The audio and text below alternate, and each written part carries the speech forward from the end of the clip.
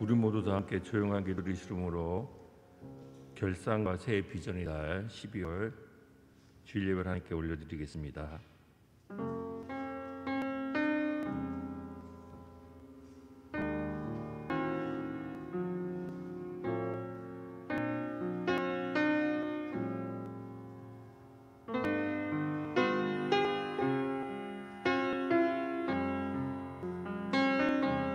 하나님이 세상을 이처럼 사랑하사 독생자를 주셨으니 이는 그를 믿는 자마다 멸망하지 않고 영생을 얻게 하려 하심이라.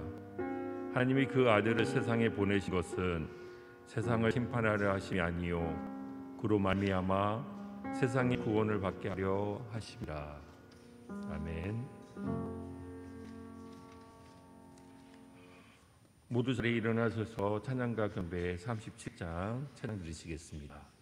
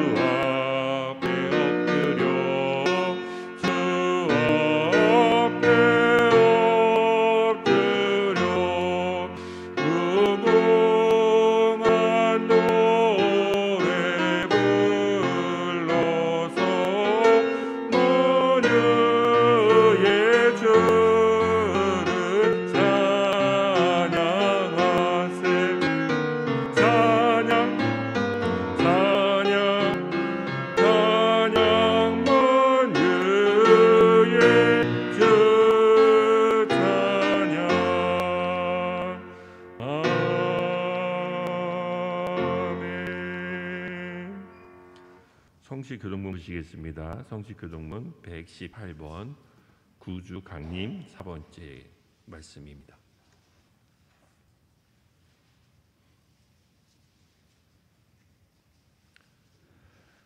나는 시온의 의가 빛같이 예루살렘의 구원이 햇불같이 나타나도록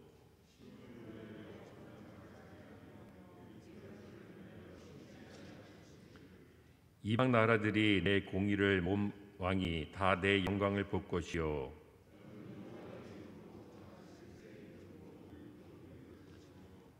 너는 또 여호와의 손이 아름다운 관, 내 하나님의 손이 왕관이 될 것이라.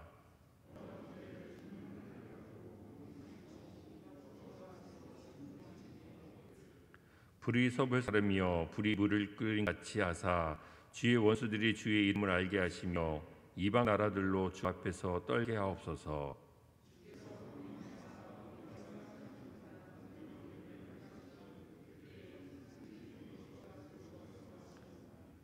주 외에는 자기를 앙망하는 자를 위하여 이런 일을 행하신 신을 예부터 들은 자도 없고 귀로 들은 자도 없고 눈으로 본 자도 없나이다. 아멘. 사도신경으로 신앙 고백하시겠습니다. 전능하사 천지를 만드신 하나님 아버지를 내가 믿사오며 그 외아들 우리 주 예수 그리스도를 믿사오니 이는 성령으로 잉태하사 동정녀 마리아에게 나시고 본디오 빌라도에게 고난 받으사 십자가에 못 박혀 죽으시고 장사한 지 사흘 만에 죽은 자 가운데서 다시 살아나시며 하늘에 오르사 전능하신 하나님 우편에 앉아 계시다가 저희로서 산자와 죽은 자를 심판하러 오시리라. 성령을 믿사오며 거룩한 공예와 성도가 서로 교통하는 것과 죄를 사여 주시는 것과 몸이 다시 사는 것과 영원히 산 것을 믿사옵나이다. 아멘. 동영창송 1장입니다.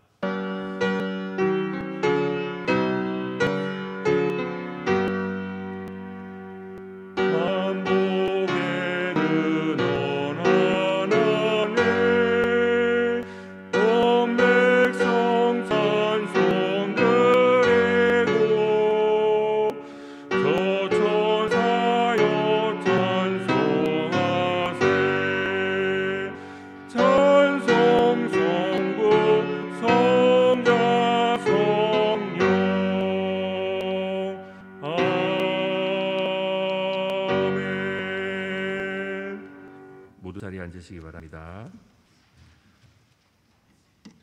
우리 주부에 나온 공동기도문으로 기도를 드리시겠습니다. 오늘도 은혜 가운데 함께 하시고 축복하시는 하나님 감사와 찬송 드립니다. 이 시간 선포되지는 말씀을 통해 깨닫는 지혜를 주사 예수님처럼 하나님의 뜻을 따라 순종하는 믿음의 사람이 되게 하옵소서. 더욱 변화된 신앙의 삶을 통해 하나님의 살아계심을 증거하며 회개에 합당한 열매를 맺어 하나님의 영광과 기쁨이 되게 하옵소서. 예수님의 이름으로 기도드리옵나이다. 아멘. 찬양 425장입니다.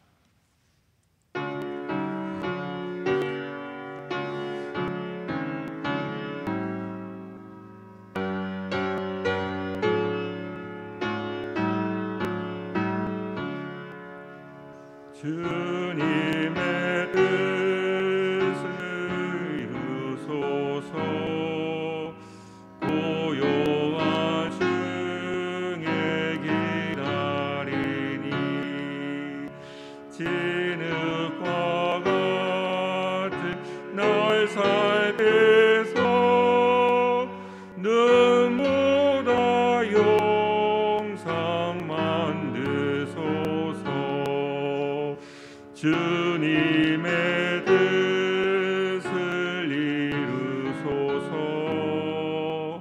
병들어 몸이 피곤할 때 권능의 손을 내게 펴서 강건케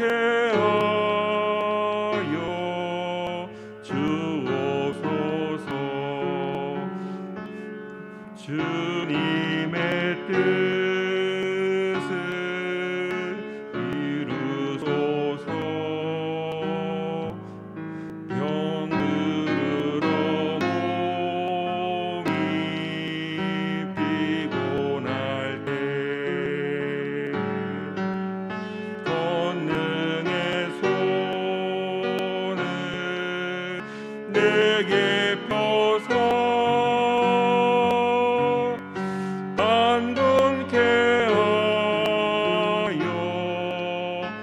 주옵소서.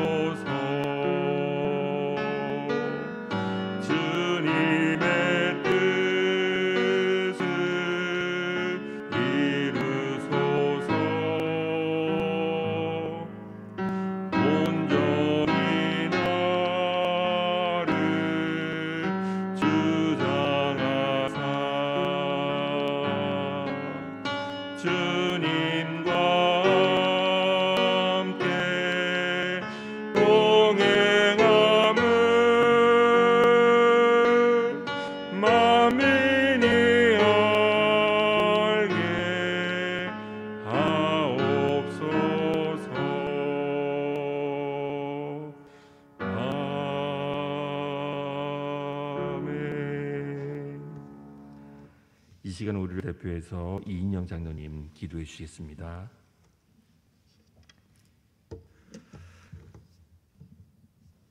의를 아는 자들아, 마음에 내 율법이 있는 자들아, 너희는 내게 듣고 그들의 비방을 두려워하지 말라. 그들의 비방에 놀라지 말라. 사랑의 하나님, 오늘도 저희들을 불러주시고 하나님의 말씀 가운데로 인도해 주신 은혜를 감사를 드립니다. 아버지 하나님, 온 세상이 전염병으로 인해서 많이 힘들어하고 시끄럽고 또 여러 가지로 어려운 일을 당하는 형제들이 많이 있습니다. 하나님, 어떤 사람들은 교회의 부패를 얘기하고 정치의 부패를 얘기하고 사람들이 거짓말을 너무 많이 한다고 그렇게 생각합니다. 그러나 하나님, 우리 자신들을 돌아볼 때에 내가 얼마나 주님 앞에 가까이 갔으며 내가 주님 가르치시는 대로 걸어갔는지를 돌아보는 저희들 되게 도와주시옵소서.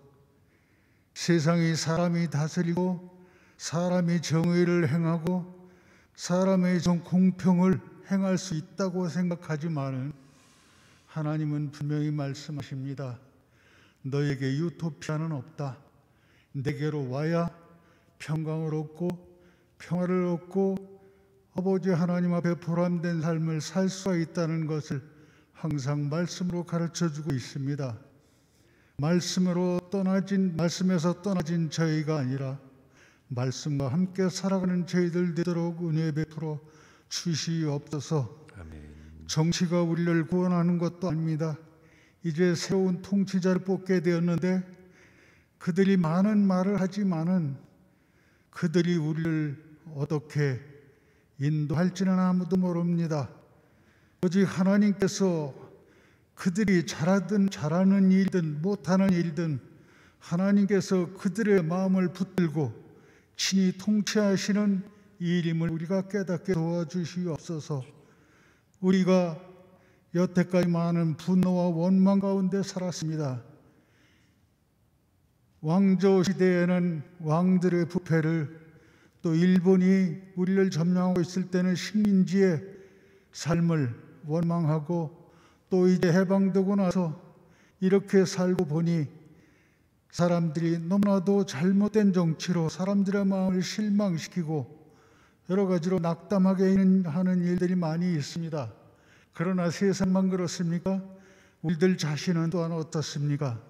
아버지 하나님, 우리가 원망과 불평과 분노와 성냄으로 인해서 우리의 삶이 망가지고 있지는 않습니까?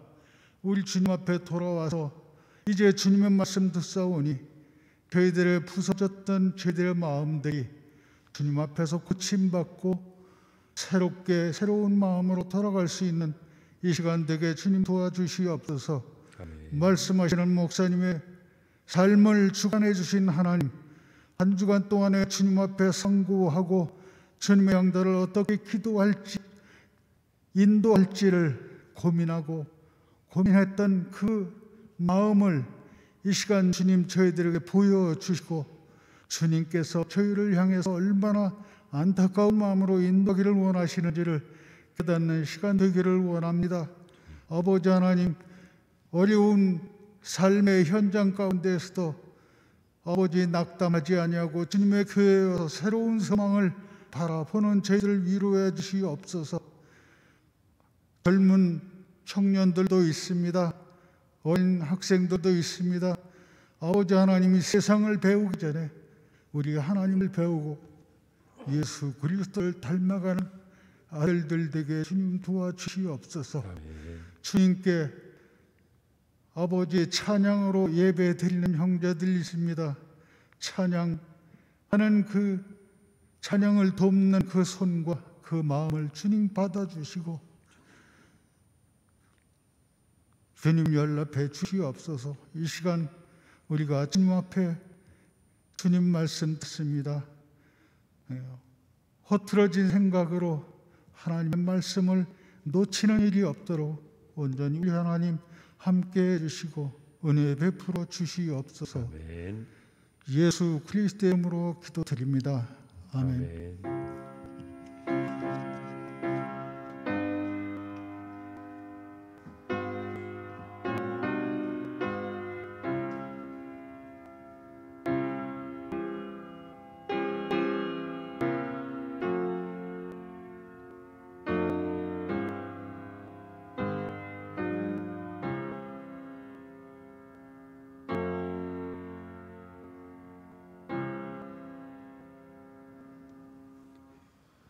오늘 우리에게 주신 하나님의 말씀은 마태복음 21장 23절에서 32절 말씀입니다.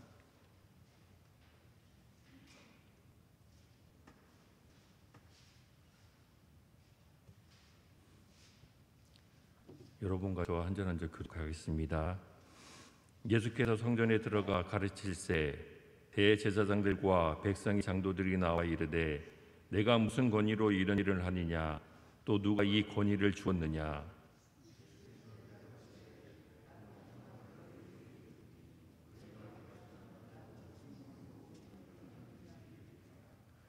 요새의 세례가 어디로부터 왔느냐 하늘로부터냐 사람으로부터냐.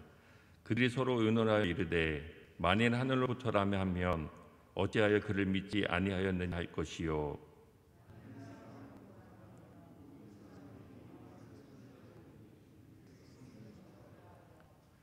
예수께 대답하여 이르되 우리가 알지 못하노라 하니 예수께서 이르시되 나도 무슨 권위로 이런 일을 하는지 너희에게 이르지 아니하리라.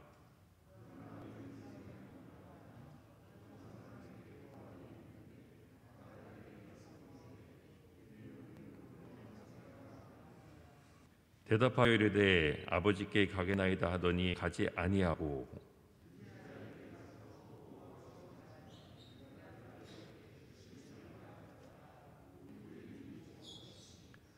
그들 중에 누가 아버지의 뜻대로 하였느냐 이르되 둘째 아들이니이다. 예수께서 그들에게 이르시되 내가 진실로 너희에게 이르노니 세리들과 창녀들이 너희보다 먼저 하나님의 나라에 들어가리라.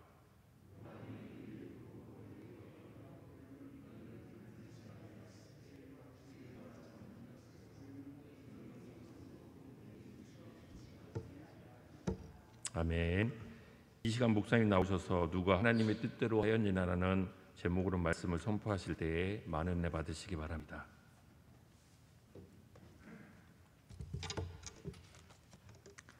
기도하겠습니다. 은혜로우신 아버지 하나님, 감사와 찬송을 드립니다.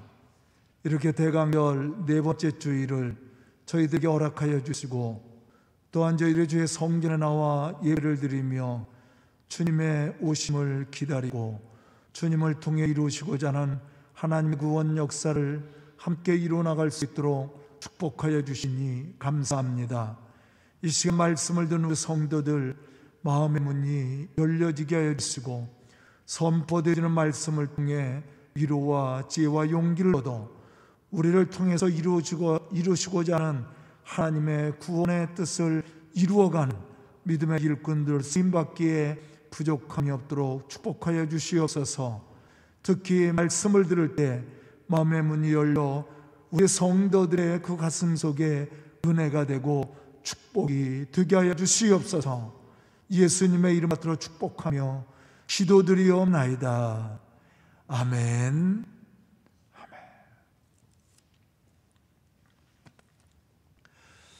오늘은 대강절 네 번째 주일입니다. 우리는 주님의 오심을 기다리는 성도로서 어떠한 신앙을 가져야 되며 또 어떠한 신앙의 모습으로 주님을 맞이할 것인지를 생각해 봐야 됩니다. 오늘 말씀을 보면 예수님 당시 종교 지도자들의 문제점이 무엇인지를 예수님은 말씀해 주고 있습니다. 당시 종교 지도자들은 특권의식을 가지고 살아왔습니다. 이러한 그들은 자신의 생각과 자신이 경험하고 지켜왔던 신앙적 관습을 아주 중요하게 생각을 했습니다. 그러다 보니 자신이 생각하고 경험하고 지켜왔던 신앙적 관습과 다르다고 생각하면 그것이 하나님의 말씀이고 하나님의 계획이고 하나님의 뜻이라 할지라도 그들은 거절하고 받아들이지 않았다라는 사실입니다. 특히 자신들이 세상에서 누리고 있었던 특권이나 권위에 조금이나마 손해를 가져다 준다면 참지 못하고 그것을 어떻게 했어요? 비판하고 거부했습니다. 이러한 그들의 생각과 특권의식은 우리를 구원하기 위해 오신 예수 그리스도를 거부하는 가장 큰 이유가 되기도 했습니다. 여기서 우리는 또 한 가지 사건을 생각해 봐야 됩니다. 그것은 출애굽한 이스라엘 백성들입니다. 왜 출애굽한 이스라엘 백성들은 하나님이 주시겠다고 약속하신 가나안 땅으로 바로 들어가지 못하고 40년 동안 광야에서 살아야만 했습니까? 우리는 그 이유를 생각해 봐야 됩니다. 아마 그것은 불신앙 때문이었을 것입니다. 더욱 중요한 것은 자신들의 생각과 경험과 특권을 내려놓지 못하는 교만 때문이었습니다. 사실 이러한 교만에 사로잡혔었던 이스라엘 백성들은 자신들이 바라는 것에만 관심이 있었어요. 자신들이 볼 수 있는 것만 보고 생각하고 주장을 했습니다. 그렇기 때문에 그들은 불평할 수밖에 없었고 원망할 수밖에 없었다는 것이죠. 그러나 분명한 것은 그들이 자신들의 생각을 내려놓고 살아계신 하나님을 바라보기 시작했을 때 그들의 눈에 놀라운 사건들이 일어나기 시작을 했습니다. 예를 든다면 홍해가 갈라지는 기적의 역사를 그들은 보게 되었습니다. 반석에서 물이 솟아나고 쓴물이 단물로 변하는 기적이 일어나는 것들을 그들은 체험할 수 있게 되었다는 것이죠. 오늘 본문 말씀을 보면 이렇게 자기 자신에게 사로잡혀서 우리를 구원하시려고 오신 예수 그리스도를 온전히 바라보지 못하는 당시 종교, 정치, 지도자들을 우리는 발견할 수가 있습니다. 이들은 예수님이 하시는 일에 대해 못마땅하게 생각했습니다. 그래서 그들은 예수님이 행하시는 일을 보고 이렇게 질문을 합니다. 무슨 권세로 이런 일을 하느냐? 누가 이 권세를 내게 주었느냐? 이렇게 예수님에게 질문을 합니다. 이러한 그들의 질문에 예수님은 비유를 통해서 대답을 하셨습니다. 아버지의 부탁에 처음에는 거부했다가 나중에 돌이켜 순종한 아들과 그렇게 하겠다고 대답은 했지만 순종하지 않은 아들에 대해서 이야기하면서 누가 진정으로 순종한 아들인가 이렇게 예수님이 물으셨다라는 거죠. 여기서 우리는 생각해야 될 것이 있습니다. 그것은 당시 유대인들이 멸시했던 세리와 장기들은 하나님의 명령을 처음에는 거절을 했었습니다. 그러나 그들은 복음을 듣고 자신들의 잘못을 회개하고 말씀을 듣고 돌이켜 순종하는 사람이 되었다라는 것이죠. 하지만 당시 종교 지도자들은 믿음으로 시작한 선택받은 백성들이었으나 지금은 복음을 듣지 않고 불순종하는 사람들이 되었습니다. 과연 누가 하나님의 말씀에 순종한 사람들이었습니까? 예수님 지금 이러한 사실을 비유를 들어서 우리에게 묻고 있습니다. 그럼 지금 예수님이 우리를 향해서 말씀하시고자 하는 것이 무엇인가 하는 겁니다.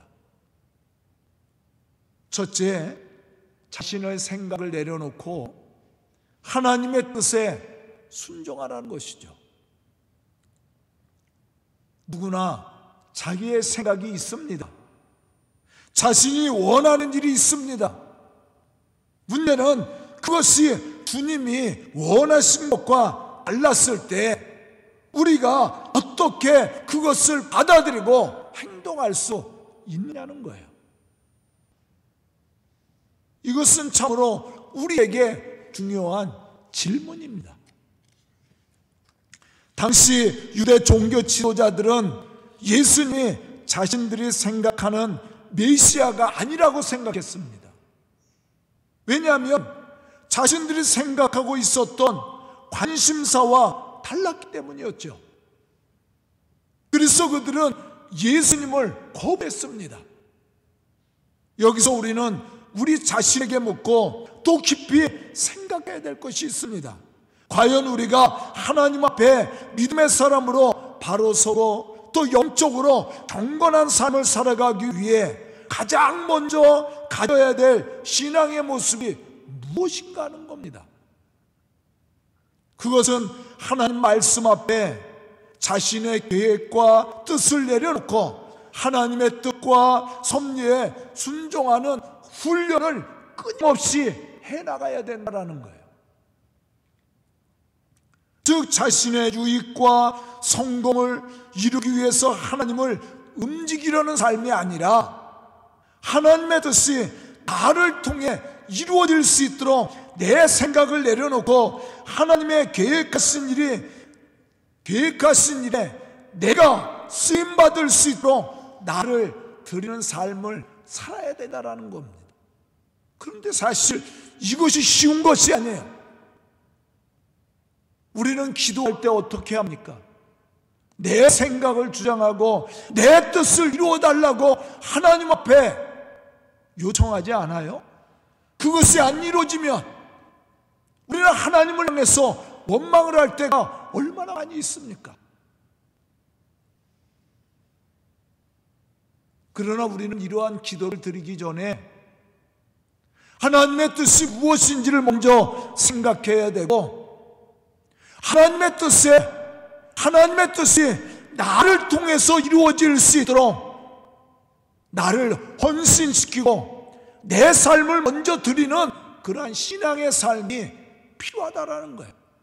우리가 그렇게 나를 내려놓고 하나님의 말씀에 순종하기 시작할 때 우리는 하나님의 역사와 축복하시는 은혜를 체험할 수 있게 되는 겁니다.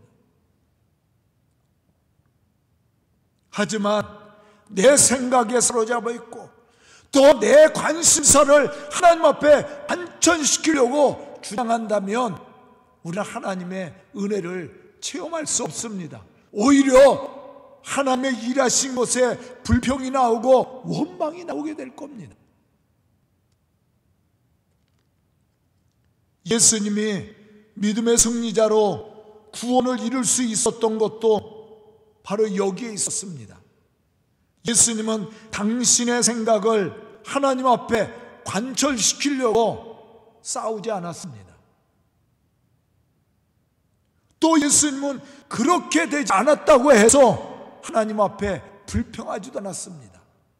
다만 하나님의 뜻과 생각이 자신을 통해 이루어질 수 있도록 자신의 모든 것을 하나님께 맡기고 하나님의 뜻에 순종했다라는 것이죠.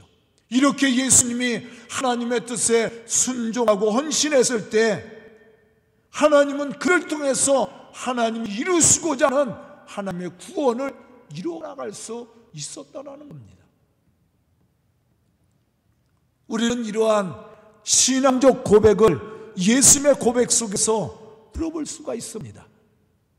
요한복음 6장 38절로부터 39절에 보면 예수님은 이렇게 고백하고 있습니다.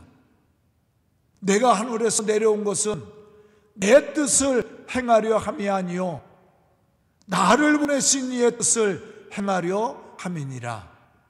나를 보내신 이의 뜻은 내게 주신 자 중에 내가 하나도 잃어버리지 아니하고 마지막 날에 다시 살리는 이것이니라. 아멘. 예수님 이 말씀과 같이 당신의 몸을 내어주시기까지 순종함으로 하나님의 뜻을 이루셨던 분입니다. 또 마태복음 26장 39절에 보면 십자가의 고난을 앞두고 겟세마네에서 기도를 하실 때 예수님은 이렇게 기도를 하셨습니다. 내 아버지여, 만일 할만하시거든 이 잔을 내게서 지나가게 하옵소서. 그러나 나의 원대로 마옵시고 아버지의 원대로 하옵소서. 아멘.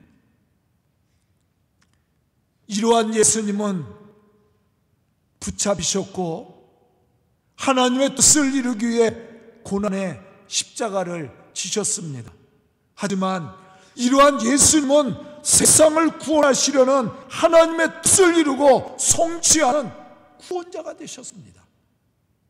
저는 오늘 말씀을 듣는 우리 성도들이 예수님과 같이 겸손히 하나님의 뜻에 순종하는 믿음의 사람들로 우리를 통해 이루시고자 하는 하나님의 구원 역사를 이루어가는 그런 복음의 성도들이 다 될 수 있기를 주의 이름으로 축원합니다. 두 번째, 우리가 오늘 생각해야 될 신앙의 모습은 하나님이 무엇을 행하시든지 믿음으로 바라볼 수 있는 신앙을 우리가 가져야 된다는 겁니다. 우리가 하나님이 행하시는 역사를 믿음의 눈으로 바라본다는 것은 참으로 흥미롭고 멋있는 일입니다. 왜냐하면 우리가 믿음으로 바라보는 것만큼 우리는 우리 속에 역사하시는 하나님의 그 놀라운 역사와 축복하심을 체험할 수 있기 때문에 그렇습니다. 그런데 문제는 우리가 우리의 생각에 사로잡혀 살아간다면 우리는 하나님이 우리 속에 행하시는 그 놀라운 일들을 보지 못하게 될 것이고, 보려 한다고 해도 우리는 볼 수 없게 될 겁니다. 광야에 있었던 이스라엘 백성들을 우리는 생각해 봐야 됩니다. 사실 하나님은 그들을 위해서 얼마나 놀라운 일들을 행하셨습니까? 애굽에서 그들을 해방시켜 주었습니다. 홍해를 육지와 같이 건너는 놀라운 기적의 역사를 그들에게 행하셨습니다. 광야에서 먹을 것이 없을 때 만나와 메추라기를 보내주셨고, 또 그들을 하나님이 돌보시사 불기둥과 구름기둥으로 그들을 보호해 주었습니다. 그런데 이스라엘 백성들은 과연 이러한 하나님을 어떻게 보고 어떻게 고백하며 살았습니까? 사실 그들은 이러한 하나님을 보지 않았습니다. 조금만 어려운 일이 생기면 하나님을 향해 불평했습니다. 하나님의 약속하신 가나안 땅을 향해 가는 것이 아니라 애굽을 그리워하며 하나님 앞에 원망을 했습니다.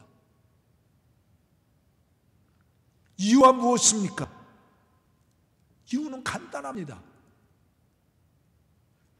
그들이 하나님의 역사를 믿음의 눈으로 바라보지 못하고 자신의 생각과 자기 주장에 사로잡혀 살았기 때문이었습니다.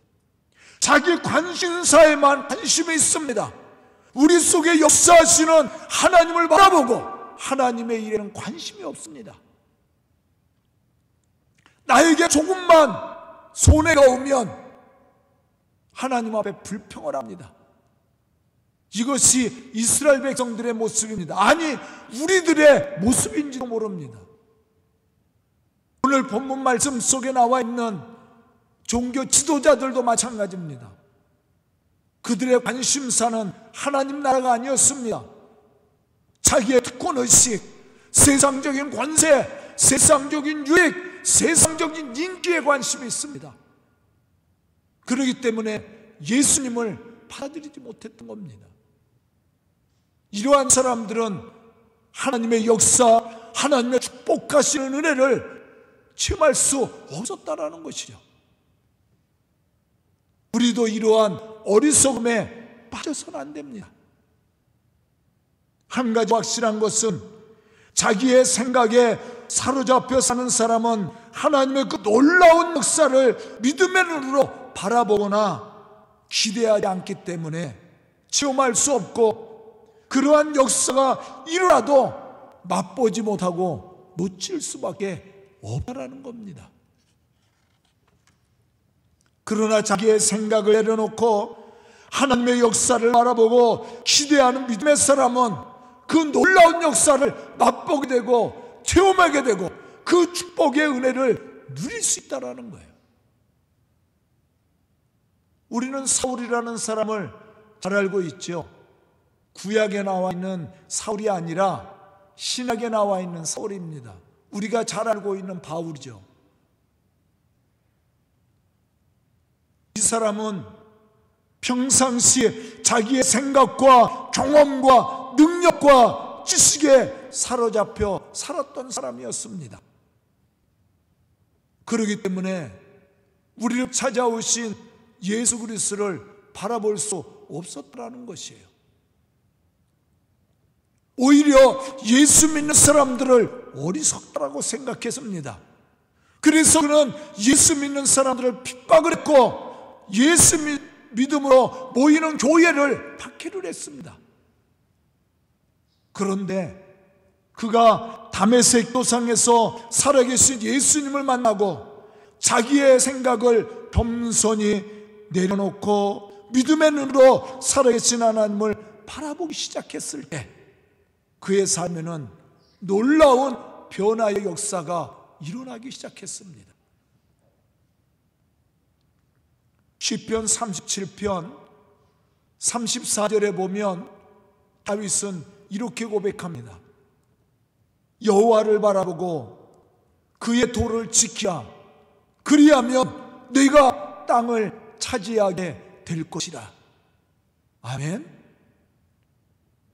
누가 땅을 차지하고 하나님의 역사와 축복하심을 체험할 수 있다라고 말씀하고 있습니까? 믿음의 눈으로 하나님을 바라보고 기대하는 사람이에요. 그 사람이 땅을 차지하고 또 하나님의 역사하시는 그 축복의 은혜를 받고 누릴 수 있음을 우리에게 말씀해 주고 있습니다. 오늘 말씀을 보면 대제사장들과 백성의 장로들은 특별한 선택을 받은 종교 지도자들로 백성들의 존경을 한 몸에 받고 살아왔던 사람들입니다. 하지만 예수 그리스도를 통해 이루시고자 했던 하나님의 구원은 맛볼 수가 없었습니다. 왜냐하면 그들은 예수 그리스도를 통해 세상을 구하시려는 하나님의 뜻을 믿음으로 바라보지 않았기 때문이었다는 거죠. 믿음으로 바라볼 수 없었습니다. 왜냐하면 그들은 자신들의 특권 속에 사로잡혀 있었습니다. 그 이상의 것을 볼 수 없었다는 거예요. 이러한 사실에 대해서 본문 31절과 32절에서 말씀해 주고 있습니다. 내가 진실로 너희에게 이르노니 세리와 창녀들이 너희보다 먼저 하나님 나라에 들어가리라. 요한이 의의 도로 너희에게 왔거늘 너희는 그를 믿지 아니하였으되 세리와 창녀는 믿었으며 너희는 이것을 보고도 끝내 뉘우쳐 믿지 아니하였도다. 이 말씀 속에서 강조하고 있는 내용이 뭡니까? 그 당시 종교 지도자들은 믿음이 없었다라는 것을 얘기합니다. 우리를 구원하시려고 오신 예수 그리스도가 세상에 오셨지만 그가 보았지만 그들은 예수를 믿지 않았습니다.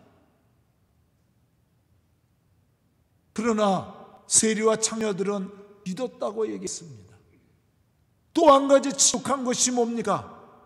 너희는 이것을 보고도 뉘우치지 않았다.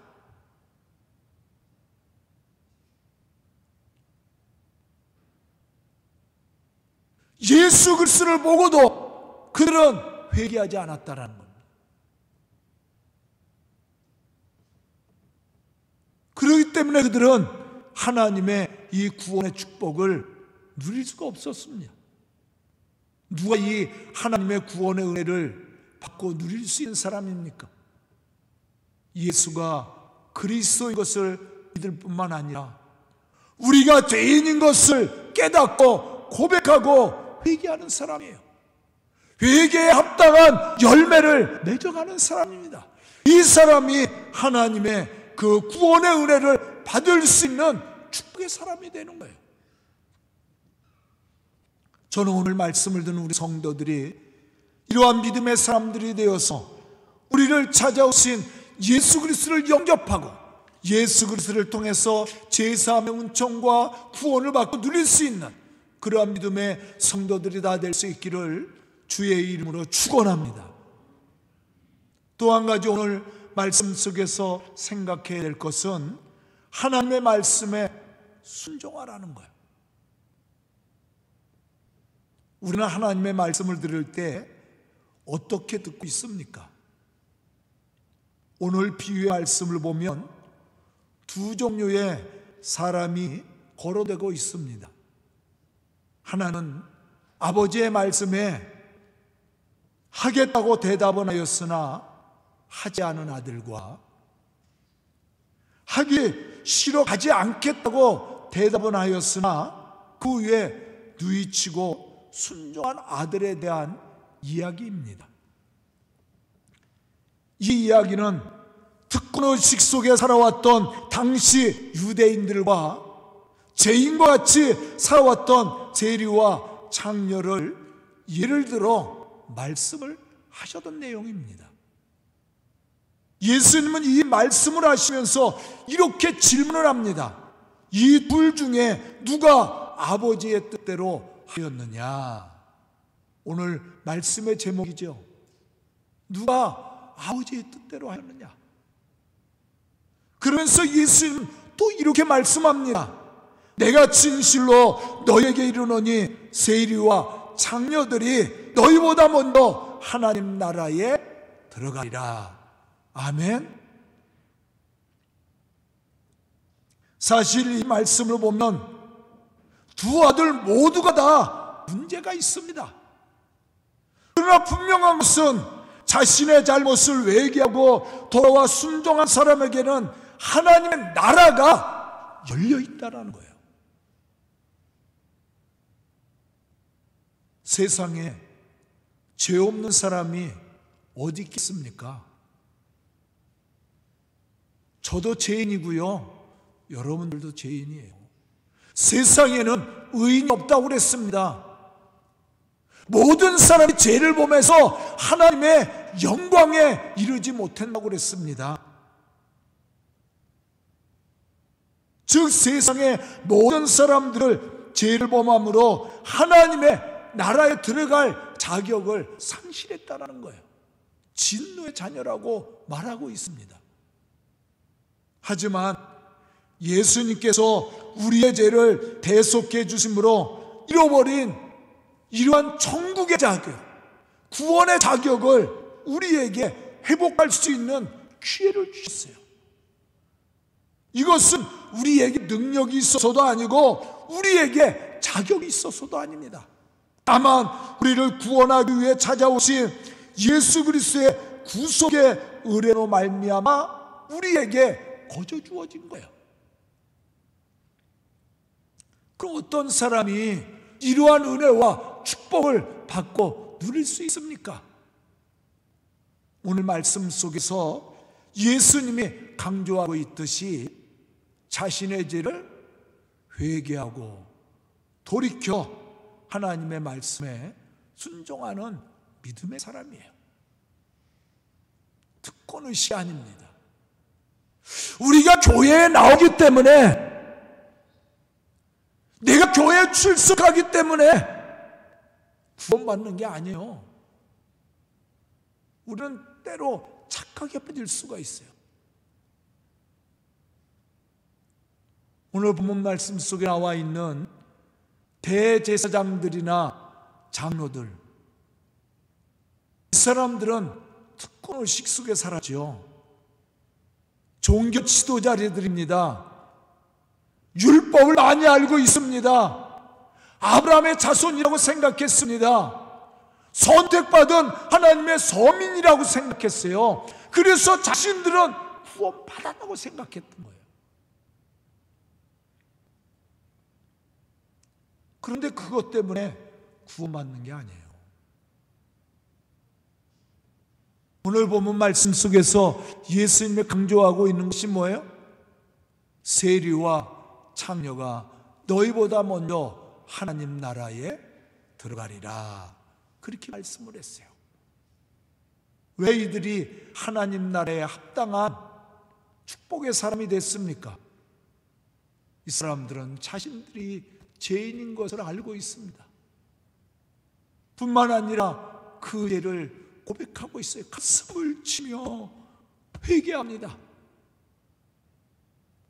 그리고 예수가 그리스도인 것을 믿고 하나님의 말씀에 순종하기를 결단합니다. 이 사람이 죄사함과 구원을 얻는 사람이에요. 이 사람이 하나님 나라에 합당한 사람입니다. 저는 오늘 이 대강절 네 번째 주일을 맞이해서 말씀을 듣는 우리 성도들이 이러한 어리석음에 빠지는 어리석은 자가 아니라, 교만한 자가 아니라 자기의 생각을 겸손히 내려놓고 회개에 합당한 열매를 맺음으로 하나님이 약속하신 이 구원의 감동과 축복을 받고 누릴 수 있는 그러한 믿음의 성도들, 그러한 믿음의 성도들로 하나님의 거룩한 이 복음의 역사를 이루어갈 수 있기를 주님의 이름으로 축원합니다. 기도드리겠습니다. 은혜로우신 아버지 하나님, 감사와 찬송을 드립니다. 오늘도 말씀 듣게 해주시고 깨닫는 지혜를 허락해 주시니 감사합니다. 당시 종교 지도자들처럼 자기 생각과 경험과 신앙적 관습에 사로잡혀 사는 어리석은 자가 되지 않도록 인도하여 주시옵소서. 겸손히 우리의 생각을 내려놓고 하나님의 말씀에 순종하며 우리를 구원하시기 위해 오신 예수 그리스도를 영접하고 회개에 합당한 열매를 통해 하나님의 거룩한 역사를 이루어가는 믿음의 사람들로 쓰임받을 수 있도록 축복하여 주시옵소서. 또 우리 성도들을 통해 이 교회가 부흥케 해주시고 하나님의 놀라운 구원 역사를 이루어갈 수 있는 믿음의 성도들과 교회가 될 수 있도록 축복하여 주시옵소서. 예수님의 이름 받들어 축복하며 기도드리옵나이다. 아멘. 아멘.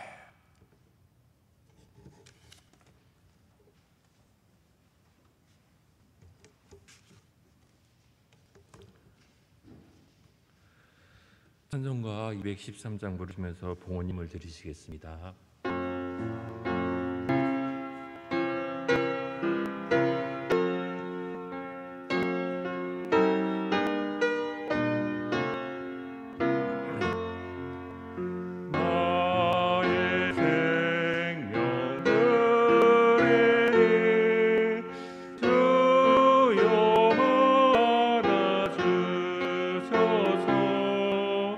세상 살아갈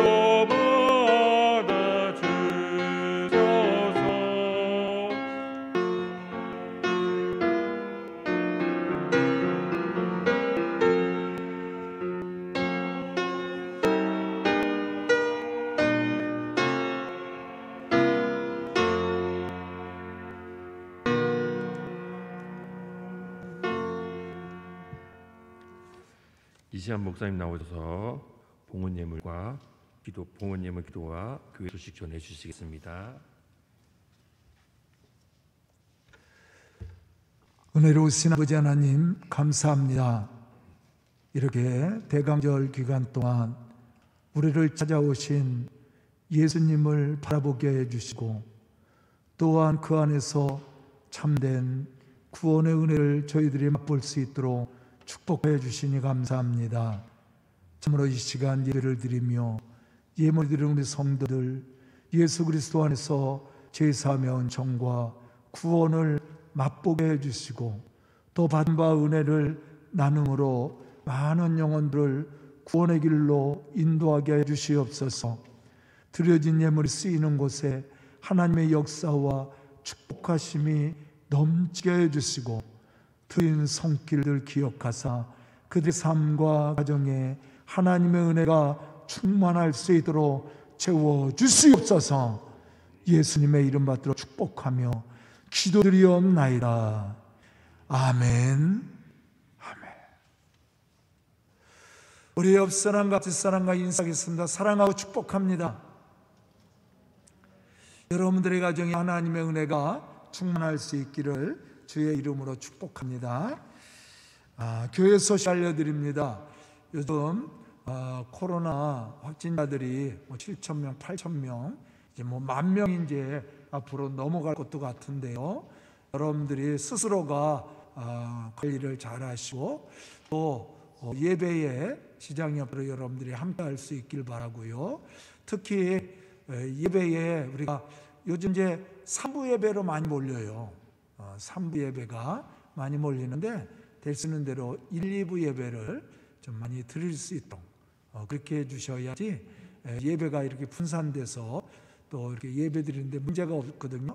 아직은 우리 교회 문제가 없습니다. 왜냐하면 아직은 이제 교회는 50%거든요. 그래서 우리가 170명까지 이제 드릴 수 있는 그런 공간이기 때문에 그래도 우리가 이렇게 3부 예배로 나눠서 드리니까 여러분들이 그렇게 잘 드리면은 우리가 한 곳으로 이렇게 몰려서 예배를 드리지 않게 될 겁니다. 여러분들이 그렇게 좀 예배를 또 잘 지켜주시면은 감사하겠고요. 또 우리 성도들 건강을 위해서도 입시생들을 위해서도 여러분 끊임없이 기도 좀 많이 해주시고요. 성탄절 예배에 대해서 광고합니다. 성탄절 25일이 토요일입니다. 토요일 날 성탄절 예배 드려요. 성탄절 예배는 3부로 드리지 않고 2부로 드립니다. 9시 반 예배하고 11시 예배. 여러분들 기억하세요? 또 8시에 나와서 또 예배 왜 안 드리냐고 그러지 말고요. 9시 반 예배하고 11시 예배 이렇게 2부로 나눠서 25일 날 성탄절 예배를 드립니다. 그런데 2부로 나눠서 드리는데 1부, 2부 예배 드리던 분들은 9시 반 예배를 드리면 될 거예요. 왜냐하면 11시 예배로 다 쏠리면은 또 너 인원이 또 많아지니까 그렇게 해서 여러분들이 예배 시간을 잘 지켜주시면 성탄절 예배도 우리가 잘 드릴 수 있을 겁니다. 그래서 25일 날 9시 반, 11시 이렇게 2번 예배 드리는 거 기억해 주시고요. 26일 날 주일 날은 정상적으로 3부 예배로 드립니다. 그렇게 여러분들이 기억해 주시면 감사하겠습니다. 그리고 2022년 표가 하나님의 선하신 뜻을 이루어가는 교회 그렇게 제가 기도원 가서 또 생각했던 것을 정했습니다. 복음의 열매가 멈추지 않도록 선교하자. 하나님의 선하신 증거들이 나타나도록 일을 하자. 내가 먼저 쓰임받는 헌신자가 되자. 이러한 이제 표어로 이제 또 2022년 시작하는데요. 제 생각에는 이 표어를 그냥 쭉 제가 은퇴할 때까지 가져갈까 그렇게 생각합니다.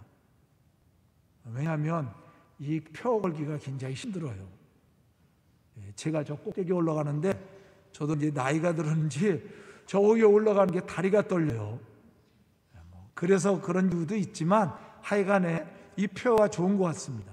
이 표를 이룬다면 우리가 천국을 이루어가지 않을까 이런 생각이 저에게 들었거든요.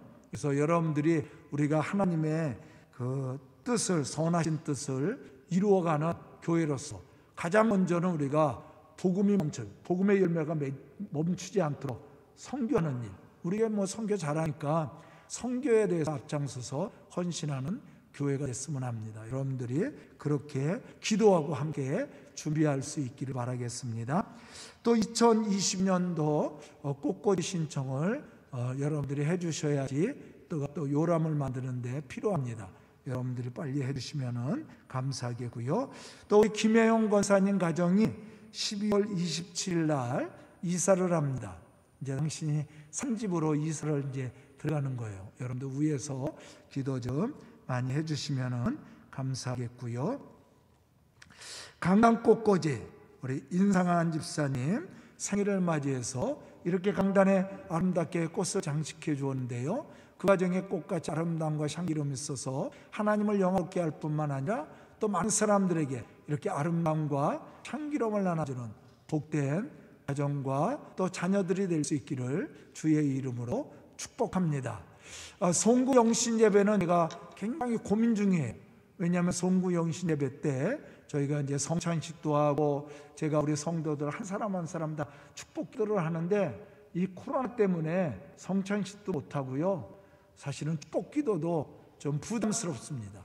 뭐 해도 괜찮은데 사실은 이게 요새 코로나 확진자들이 너무 많아지고 송구 영신 예배는 이렇게 뭐 1, 2, 3으로 나눠서 드리기가 또 곤란하잖아요.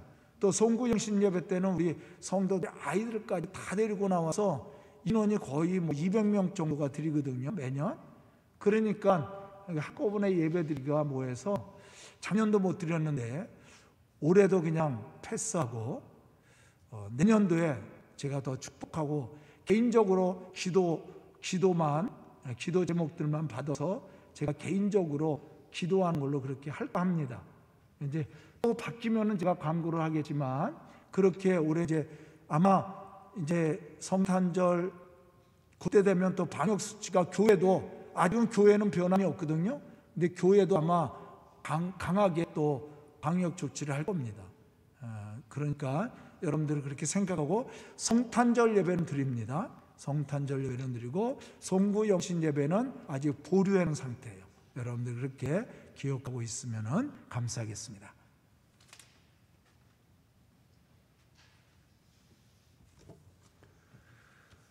우리 모두 자리에 일어나셔서 결탄의 찬송 495장 찬양 올려드리겠습니다.